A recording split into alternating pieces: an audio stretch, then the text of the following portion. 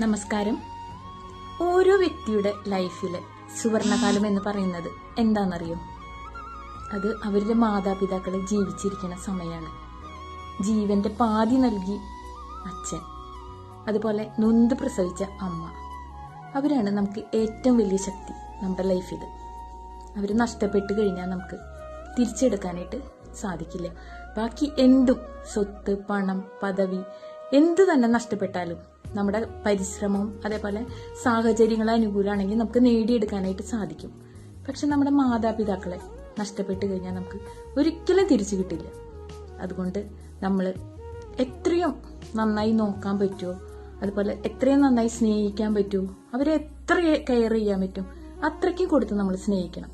ഞാൻ ഈ പറഞ്ഞത് ഒരു 99% ആൾക്കാർക്കും അനുകൂലമായിരിക്കും. പക്ഷെ 1% ആൾക്കാർക്ക് എതിരഭിപ്രായം ഉണ്ടാവും. കാരണം അവരനുഭവിച്ച സാഹചര്യങ്ങളായിരിക്കും. എങ്കിലും നമ്മൾ നമ്മുടെ മാതാപിതാക്കളെ നല്ലപോലെ സ്നേഹിക്കുക, നല്ലപോലെ കെയർ ചെയ്യുക.